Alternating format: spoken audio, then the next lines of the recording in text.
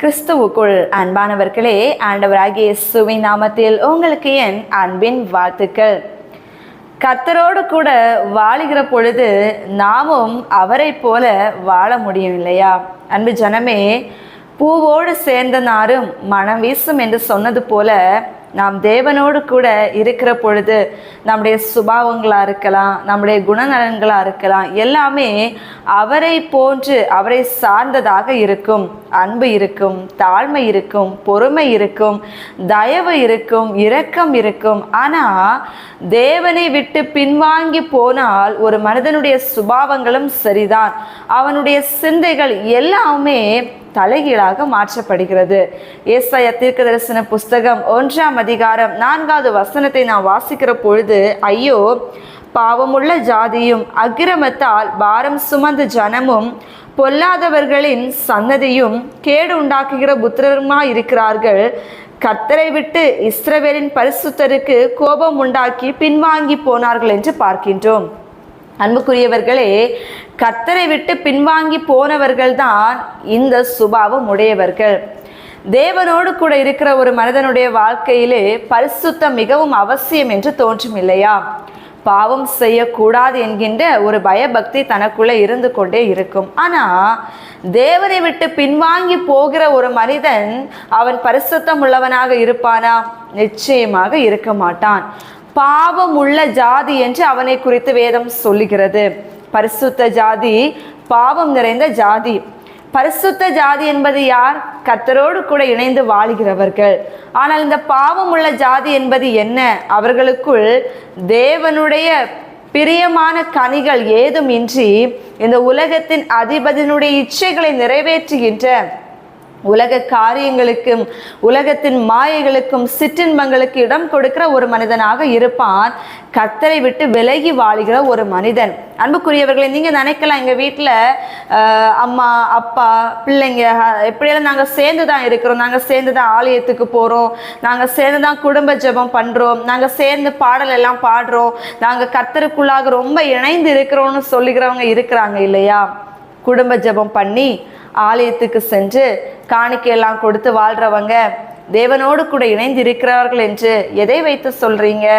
வெளியரங்கமாக ஜெபிக்கிறத வைத்து, பாடுறதை வைத்து, ஆலய காரியங்களில் பங்கெடுக்கிறத வைத்தா? இல்லைங்க.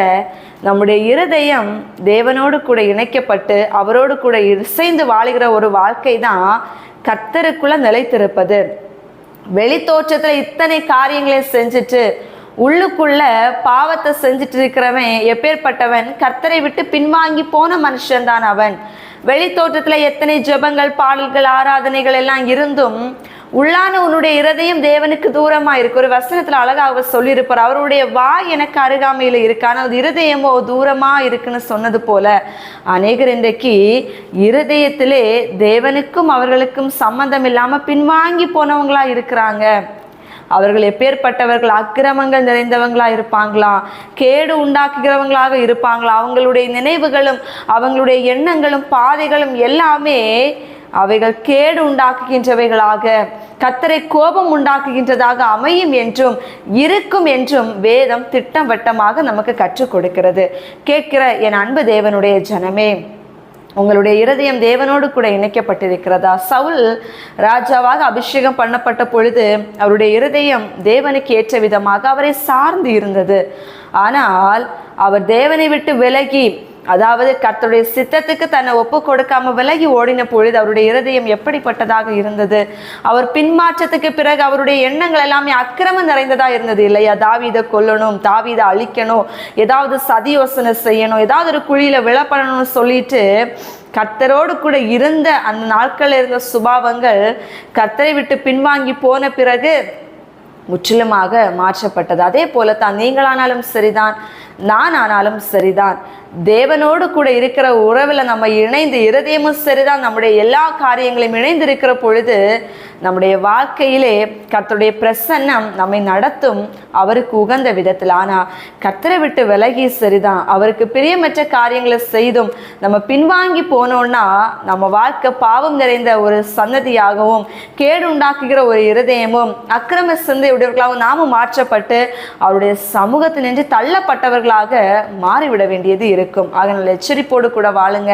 உங்கள் வாழ்க்கையில் கர்த்தரை விட்டு விலகி போகிற இருதயம் இராத படிக்கும். அவரை கோபப்படுத்துகிற ஒரு சிந்தையோடு கூட நீங்களும் நானும் வாழாத படிக்கும். அவருக்கு உகந்த ஒரு வாழ்க்கை வாழ்வதற்கு நம்முடைய வழிகளை ஒப்பு கொடுப்போம். கர்த்தர் நம்மை நிச்சயமாகவே நடத்துவார். ஜெபிப்போமா? இயேசப்பா, உம்மை விட்டு விலகி ஓடுகிற இருதயம் எங்களுக்கு வேண்டாம். உம்மை விட்டு பின்வாங்கி போய் உலகத்தின் இச்சைகளுக்கு அடிமைப்படுத்துகிற ஒரு எண்ணங்களை எங்களுக்கு வேண்டாம்ப்பா. நாங்கள் இந்த உலகத்தோடு கூட இணைந்து அல்ல, இயேசுவோடு கூட இணைந்து நடக்க பலன் தாருங்க. உம்மோடு வாழவும் உம்மோடு பேசவும் உம் விருப்பத்தை செய்கின்ற ஒரு இருதயத்தை எங்களுக்கு தாரும். உலகமும் உலகத்தில் உள்ளவைகளும் ஒரு நாள் அழிந்து போகும். ஆனால் உங்களுடைய வார்த்தையும் உங்களுடைய சித்தமும் ஒரு நாளும் மறைந்து போகின்றவைகள் அல்ல. ஆகையினால் பாவம் நிறைந்த ஜாதியாகவோ அக்கிரமத்தை செயல்படுத்துகின்ற எண்ணங்களோ எங்களுக்குள் இராத படிக்கும், எழாத படிக்கும். உம்மை விட்டு விலகி போகாத ஒரு இருதயத்தையும் ஒரு வாழ்வையும் கடைசி மட்டும் கொடுக்க வேண்டும் என்று சொல்லி உங்கள் கரங்களுக்குள் எங்களை ஒப்பு கொடுக்கிறோம். இயேசுவின் நாமத்தில் ஜெபிக்கிறோம் நல்ல பிதாவே, ஆமென். God bless you.